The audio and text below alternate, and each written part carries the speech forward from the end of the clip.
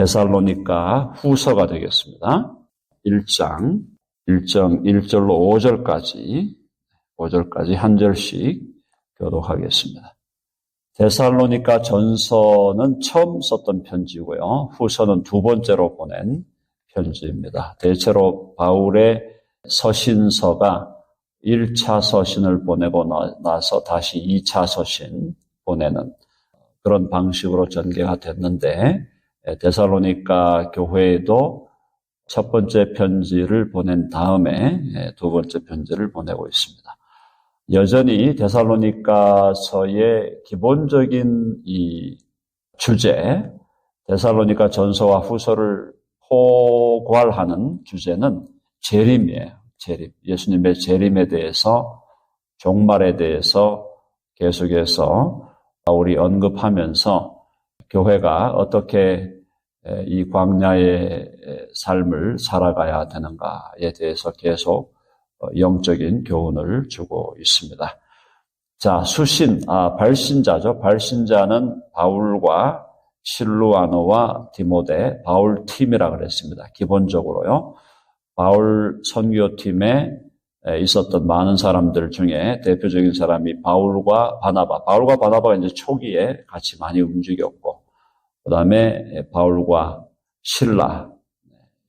실루아노, 그 다음에 이제 이 바울의 영적인 아들이었던 디모데가 함께 움직였습니다. 그 다음에 바울의 주치의였다고 할 수 있는 누가가 같이 움직이고, 거기에 이제 동역자들도 브리스가와 아굴라, 또 아볼로, 그 외에 다양한 사람들이, 나중에 또 디도까지, 이렇게 나중에, 그래서 바울 팀이 굉장히 튼튼한, 역사상 최대의 팀이었죠. 최고의 팀이었다고 할 수 있겠죠. 예수님과 12제자를 제외하고, 사도들을 중심으로 했던 선교팀의 최강팀이었다라고 보여지는데요. 바로 그 팀이 발신자가 되어서 이 서신을 데살로니가 교회에 보내고 있습니다. 자, 하나님 우리 아버지와 주 예수 그리스도 안에 있는, 계속해서 사도 바울의 고백 중에, 특별히 서신 중에서 대표적인 문구는 하나님 안에, 그리스도 안에 있다는 거죠. 안에 있다는 거. 우리가 하나님 안에 있고 또 예수 그리스도 안에 있고. 근데 이 이야기는 바울이 지어낸 게 아닙니다. 예수님이 요한복음에서도, 요한복음 특별히 15장 포도나무 비유를 하면서 내 안에 거하라. 예수님께서 너희들이 다 내 안에 있고 또 나도 하나님 아버지 안에 있고 아버지도 내 안에 있고 또 너희들이 우리 안에 있다. 이 말씀을 계속 하셨어요. 특별히 요한복음에. 그래서 바로 우리가 하나님 안에 있고 예수님 안에 있다는 것은 기독교 신앙을 사실은 큰 틀에서 정리하는 그런 굉장히 중요한 내용이죠. 자, 여기도 보니까 하나님 우리 아버지, 하나님을 아버지라고 불렀습니다. 이게 우리 신약 백성들이 하나님을 아버지로 부르는 거, 이것은 독특한 거죠. 구약에서도 하나님을 아버지라고 한 내용들이 더러더러 나오지만 유대인들이 하나님을 아버지라고 직접 부르지 못했어요. 유대인들이 하나님을 아버지라고 부르지 못했다는 겁니다. 두렵기 때문에. 두려워하고 때로는 또 하나님에 대한 경외심으로 하나님을 그냥 아도나이, 주님 정도, 이 정도로 불렀지 아버지 이런 얘기를 유대인들이 할 수가 없었어요. 그런데 예수님께서 오셔서 너희가 이제 하나님을 부를 때는 아버지라고 불러야 된다. 하나님이 나의 아버지가 되시고 너희들의 아버지도 되신다. 이게 예수님의 신약의 새로운 계시 아니겠어요? 자, 그런 의미에서 하나님 우리 아버지와 우리의 아버지, 공동체죠? 공동체. 전능하신 하나님이 우리의 아버지가 되신다. 우리 공동체의 아버지가 되신다. 자, 한번 해봅시다. 하나님, 우리 아버지. 여기 주기도문에 그대로 나오잖아요. 하늘에 계신 우리 아버지여, 이름이 거룩히 여김을 받으시오며. 우리는 하나님을 단순히 하나님, God, 그죠? Almighty, 이렇게 부르는 게 아니고, 하나님을 Abba Father, 아바라는 말은 아람어죠. 아람어는 이제 히브리어의 지역 방언인데, Abba Father, 아바 아버지, 그렇게 우리가 부르는 거죠. 자, 그리고 주 예수 그리스도 안에 있는, 예수님 안에 있다, 예수님과 하나가 되었다. 예수님과 하나가 되었다. 그래서 우리가 예수 그리스도를 믿는다는 것은 예수님과 하나가 되고 그분과 함께 사는 겁니다. 그것이 영생입니다.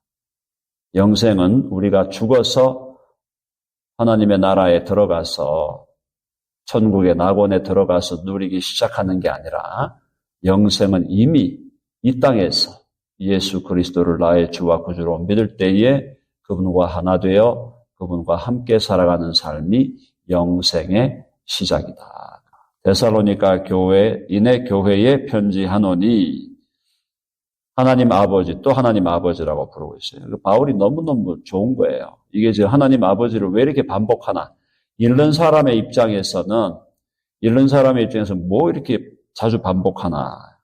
그러나 쓰는 사람의 입장에서, 바울의 입장에서 하나님 아버지라는 말이 너무너무 좋은 거예요. 하나님이고 그 하나님이 우리의 아버지시고 이게 너무너무 좋기 때문에 할 수 있으면 하나님이라고 써도 되는 곳에 하나님 아버지를 반드시 아버지를 언급한다. 하나님 아버지와 주 예수 그리스도로부터 뭐가 임하기를 은혜와 평강이 너희에게 있을지어다. 하나님의 사랑에서 나오는 선물 중에 대표적인 것이 은혜와 평강. 은혜는 뭡니까? 은혜는 제가 자주 여러분들에게 말씀을 드리지만 은혜는 괜찮아라는 거예요. 괜찮아. 돌아왔으니 됐다. 과거는 다 잊어버려라. 새롭게 시작하면 돼. 실패했어? 망했어? 실패하고 망하고 도산하고 또 개인적으로 파산하고 영적으로 파산하고 갈 때까지 갔어? 괜찮아. 그게 은혜예요. 괜찮다는 것. 어떤 일이 벌어진다 할지라도 네가 마귀하고 사탄하고 붙어 먹었어? 괜찮아. 돌아오면 돼. 다시 시작해. 그게 은혜라 그랬죠. 그리고 그 은혜를 우리가 받고 그 은혜를 누리고 깨닫게 되면 마음이 편안해지는 겁니다. 그러니까 평강이 있는 거예요. 은혜가 있는 곳에 평강이 있는 것이죠. 왜? 은혜는 괜찮다고 하는 거니까. 괜찮아. 다시 시작해. 다 용서되었고, 다 덮었고, 다 처리되었고, 너의 빚은 다 청산되었고, 다 갚아졌다. 그게 은혜죠. 은혜. 괜찮다는 거예요. 너의 실수, 너의 허물, 너의 죄악, 너의 그 사악하고 간악함, 하나님에 대한 배신, 하나님에 대한 모독, 하나님을 무시하고 하나님을 깔보고 하나님을 짓밟았던 그 모든 것에 대해서 괜찮다라고 선언하시는 거예요. 그게 은혜예요. 괜찮다. 그러니까 두려워하지 말아라. 그게 평강이죠. 그래서 예수님을 우리가 만날 때, 우리가 예수님을 인격적으로 만날 때는 이제 은혜를 경험하고 평강을 경험하게 된다. 그러니까 예수님을 진실로 만난 사람은 예수님의 은혜를 경험한 사람이죠. 은혜를 받고 은혜를 깨달은 사람이죠. 그래서 그 마음에 평화가 오고 평강이 오고 거기서 자연스럽게 기쁨이 오고 또 거기서 감사가 나오고 다 자연스러운 결과예요. 예수님이 받아주시기 때문에 우리를 그대로 있는 모습 그대로 괜찮아 내게로 와라. 수고하고 무거운 짐을 졌어? 내게로 와. 내게로 와라. 수고하고 무거운 짐을 지고 그렇게 계속 힘들어하고 고통스러워하고 있냐? 내게로 와. 내가 너를 쉬게 하리라. 쉬게 하리라. 이 쉰다는 것이 평강과 연결되는 거예요. 내게 오라는 것은 은혜죠. 내게 와라. 내게 와서 너의 모든 짐을 다 벗어버려라. 내가 너의 짐을 지고 가겠다. 내가 너의 짐을 진다. 너의 죄의 짐도 지고 인생의 무거운 짐도 지고 죄책감의 짐도 지고 죄의 형벌의 짐도 지고 인생의 모든 허무함과 인생에서 느끼는 모든 좌절과 절망과 슬픔과 고통과 아픔을 다 내가 지고 가겠다. 다 정리되었다. 괜찮다. 그러므로 이제 새롭게 시작하고 평강으로 기쁨으로 감사로 시작하라. 그게 지금 1장 2절에서 지금 빌어주는 축복의 내용이에요. 저와 여러분들 예수님을 정말 만난다는 것은 그분의 은혜를 경험하는 겁니다. 그분의 은혜. 놀라운 은혜 그리고 강력한 은혜죠. 주님의 은혜는 무력한 은혜가 아니에요. 주님의 은혜는 우리를 변화시키는 강력한 파워풀한 은혜다. 그 은혜를 우리가 누리고 그 은혜 경험하고 빠져 살면 반드시 우리는 변화된다. 자, 한번 해봅시다. 수고하고 무거운 짐진 자들아 다 내게로 오라. 내가 너희를 쉬게 하리라. 그게 예수님의 초청이에요. 은혜로운 초청. 은혜로운 초청이에요. 내게 오면 된다.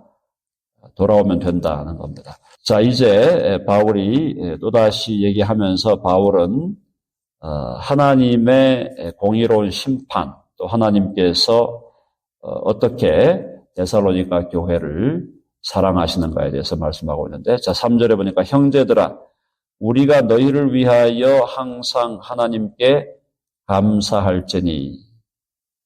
감사죠? 감사. 은혜와 평강이 있기를 기도해주고 내 마음에는 감사가 있다. 우리가 너희를 위하여 항상 하나님께 감사한다. 그래서 계속해서 우리가 그 추수감사절 이후에 계속되는 주제는 항상 기뻐하고 쉬지 말고 기도하고 범사에 감사하라. 그리고 항상 감사하라. 감사가 우리의 삶을 지배해야 됩니다. 자, 우리가 너희를 위하여 데살로니가 교회 너희 지체들 형제와 자매들 너희들을 위하여 혹은 너희들로 인하여 같은 말이죠. 항상 하나님께 감사할지니 이것이 당연함은 너무나 당연한 일이다. 항상 하나님께 감사하는 게 너무나 당연한 일이다. 근데 그 이유가 뭐냐면 너무 좋은 이유죠. 너희의 믿음이 더욱 자라고.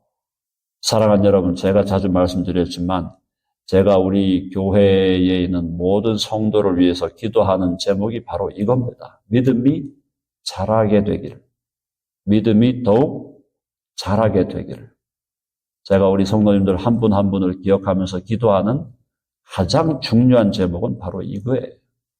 여러분의 건강의 문제, 가정의 문제 이런 것들을 위해서 제가 기도하지만 제가 여러분들을 위해서 기도하는 기도의 중심 제목은 여러분들의 믿음, 저를 포함해서 우리 모두의 믿음이 더욱 자라나는 것.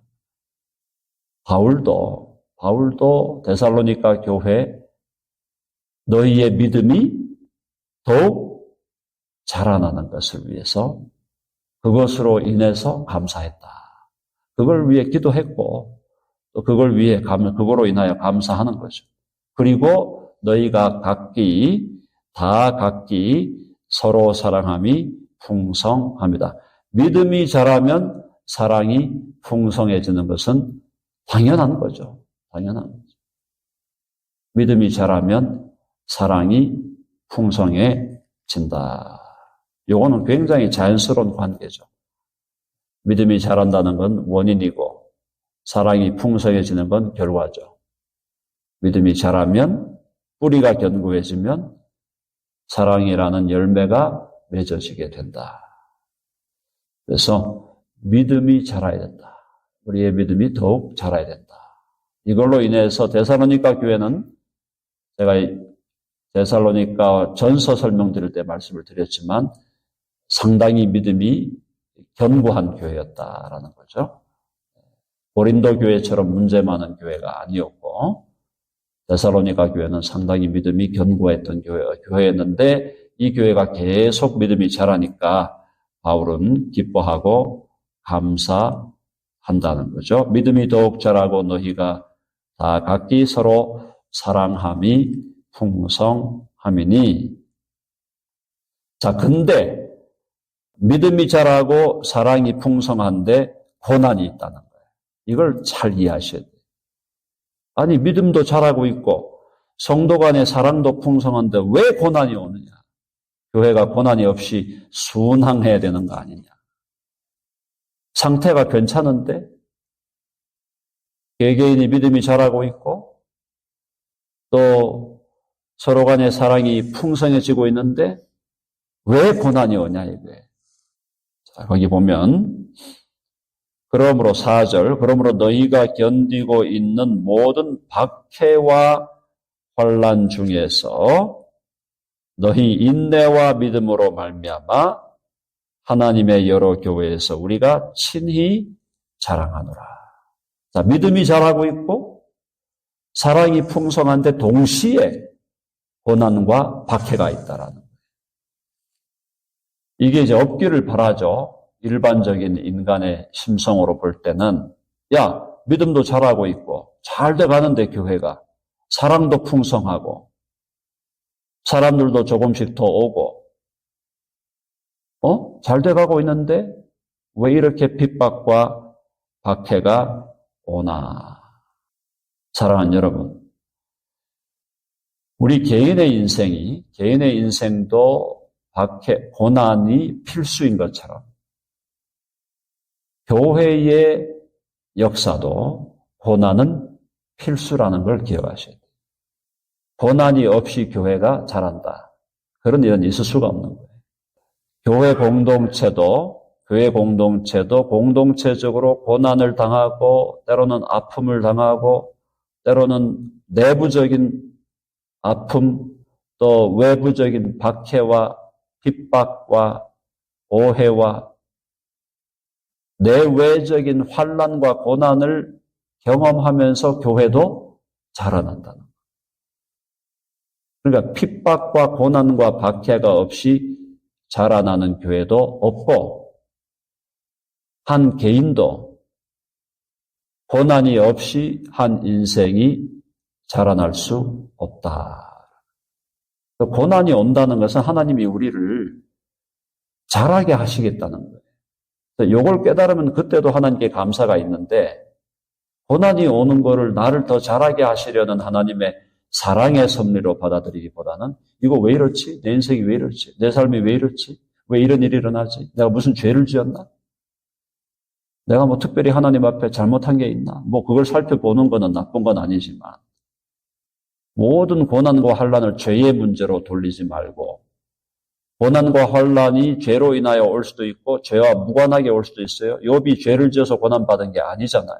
요셉이 뭔 죄를 지었습니까? 죄 지은 게 없어요. 요셉 그래도 고난 중에 고난을 받았어요. 대표적인 고난을 받았던 사람이 요셉과 구약의 요셉과 욥인데 그들이 잘못해서 고난받은 것이 아닙니다. 자, 그럼 하나님이 왜 우리에게 고난을 주시나? 우리를 자라기 위해서, 성장하고 성숙하게 하기 위해서. 교회도 마찬가지예요. 교회가 특별히 뭘 잘못해서 고난이 오는 게 아니에요. 교회도 하나님 앞에서 자라야 되고 더 성숙해야 되면 때로 하나님은 환난을 허락하시고 고난의 풀무불 속에 우리를 잠시 두신다는 거예요. 그걸 우리가 이해해야 돼요. 내 삶에 왜 실패가 왔나? 내가 뭐 잘못했나? 자꾸 이렇게 생각하지 말고 그걸 살펴볼 필요는 있어요. 근데 모든 걸 내가 무슨 죄를 지어서 인생이 꼬이고 죄를 지어서 안 왔어야 할 실패가 오고 파산이 오고 이런 게 오는 게 아니다 이 말이에요. 그런 경우도 있지만 그렇지 않은데도 하나님이 우리를 환난 가운데 두실 때가 있다라는 거죠. 자, 거기 보세요. 그러므로 너희가 4절 견디고 있는 모든 박해와 환난 중에서 어떻게 했다? 잘 인내했다는 거죠. 인내와 믿음으로 말미암아 하나님의 여러 교회에서 우리가 친히 자랑하더라. 바울이 데살로니가 교회를 자랑하는 이유가 뭐냐? 야, 데살로니가 교회에 핍박이 있고 환난이 있고 박해가 있는데도 잘 견디고 잘 인내하고 또 그 와중에 믿음이 자라가고 있지 않냐. 그걸 보니까 나는 데살로니가 교회에 대해서 뭐라고 했어요? 여러 교회에서 우리가 친히 자랑하노라. 데살로니가 교회를 자랑한다. 환난이 없는 걸 자랑하는 게 아니에요. 환난이 있고 박해가 있어도 그걸 잘 견뎠고 그 안에서 믿음이 자라고 있고 그 안에서 사랑이 풍성하게 있고 그것을 자랑한다. 관점이 다르다는 거예요. 세상적인 관점이 아니다. 하나님의 나라의 관점이다라는 겁니다. 똑같다. 내 인생에도 고난과 환난과 별로 원하지 않는 그런 아픔들이 있지만 그것은 결국 우리를 더 성숙하게 만들어준다. 자, 5절로 가겠습니다. 자, 이는 하나님의 공의로운 심판의 표요. 너희로 하여금 하나님의 나라에 합당한 자로 여김을 받게 하려 함이니 그 나라를 위하여 너희가 또한 고난을 받느니라. 이게 지금 고난을 받는 이유가 뭐라 그랬어요? 그 나라를 위하여. 자, 이제 5장에 보니까 이는 하나님의 공의로운 심판의 표요 이렇게 되어 있는데 이것이 마치 데살로니가 교회가 잘못했으니까 하나님이 공의로운 어떤 심판을 한 것이다. 그런 의미라기보다는 하나님께서 모든 일을 행하심에 있어서 하나님의 공의가 드러나게 돼 있다라는 그런 의미로 받았고 이것을 특별히 데살로니가 교회에 대한 어떤 구체적인 심판의 행위다 이렇게 볼 필요가 없는 게 5절 뒷부분에 가면 결국 그 나라를 위한 고난, 죄를 지어갖고 데살로니가 교회가 죄를 지어가지고 하나님이 심판했다 이게 아니라 여기서 지금 5장 앞부분에 나오는 이 하나님의 공의로운 심판은 큰 틀에서 하나님의 역사가 그렇게 이어진다는 거고요. 자, 너희로 하여금 하나님의 나라에 합당한 자로 여김을 받게 하려 함이니 이 말은 이 환난을 견뎌내야 하나님의 나라에 들어간다. 이 환난을 견뎌내는 것을 조건으로 하나님의 나라에 들어간다. 그 말이 아닙니다. 그렇게 이해하시면 교리가 틀려져 버리죠. 그게 아니고 예수 그리스도를 주와 구주로 믿었기 때문에 하나님의 나라에 이미 들어가는 자가 되었는데 하나님의 나라에 이미 들어간 자가 되었으면서도 동시에 우리가 자라고 성숙하여 하나님의 나라에 합당한 자로 그 얘기는 하나님의 나라에 들어갈 때 그냥 베이비로 들어가는 게 아니라 성숙한 자로 전사로 군사로 하나님 나라에 맞아. 저 정도면 저 정도는 돼야지. 이런 느낌의 말씀이에요.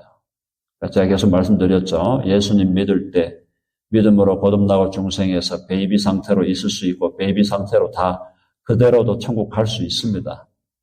십자가의 강도가 베이비로 간 거예요. 십자가의 강도는. 거기서 그냥 거듭났으니까. 그러나 그런 베이비의 신앙에 머물러 있지 말고 계속 자라기를 기도하잖아요. 자라나야 진짜 하나님의 나라에 합당한 군사와 전사와 성숙한 사람으로 성장하고 그렇게 해서 너희로 하여금 하나님의 나라에 합당한 자로 여김을 받게 하려 함이니. 맞아. 저 정도면 정말 훌륭한 하나님 나라의 시민이다. 그 얘기를 하는 거죠. 연약한 베이비로 살다가 베이비로 천국 가는 게 아니라 거듭나고 중생했으면 성숙한 시민이 되어서 하나님의 나라에 들어가라. 그 얘기를 하는 거죠. 받게 하려 하면이 그 나라를 위하여 하나님의 나라를 위하여 너희가 또한 고난을 받느니라. 사랑하는 여러분, 주님과 주님의 나라와 교회를 위해서 저와 여러분은 어떤 고난을 당했습니까? 예수님을 믿는 것 때문에 오해받았습니까? 오해받은 적이 있으세요?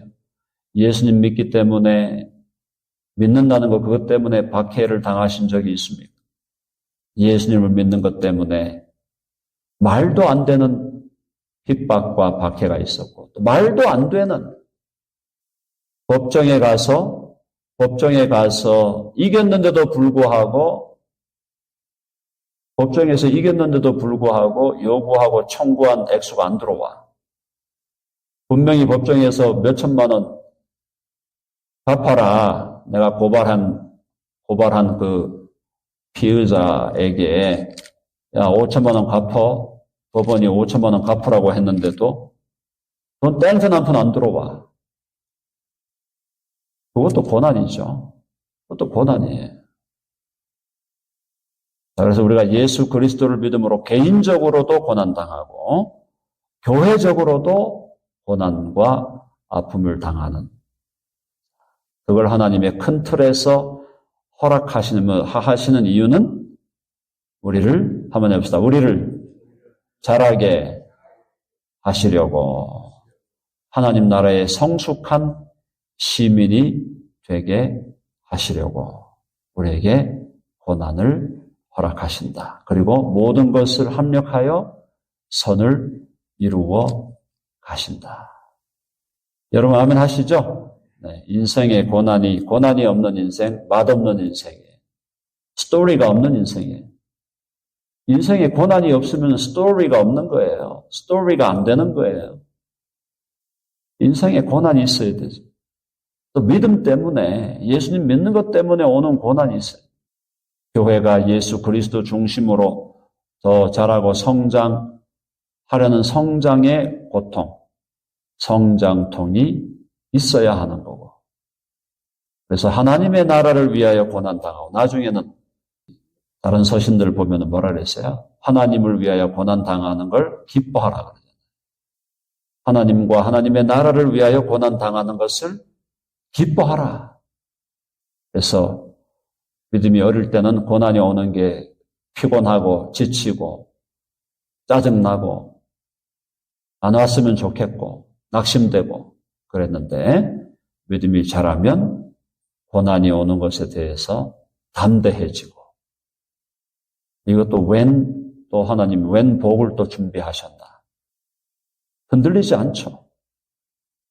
고난 때문에 마음을 뺏기지도 않고 진득하게 주님을 바라보고 하나님의 나라를 바라보면서 최선을 다하는 삶을 살아가게 된다라는 겁니다. 자, 우리 교회가 그러한 교회로 계속 성장하게 되기를 간절히 바랍니다.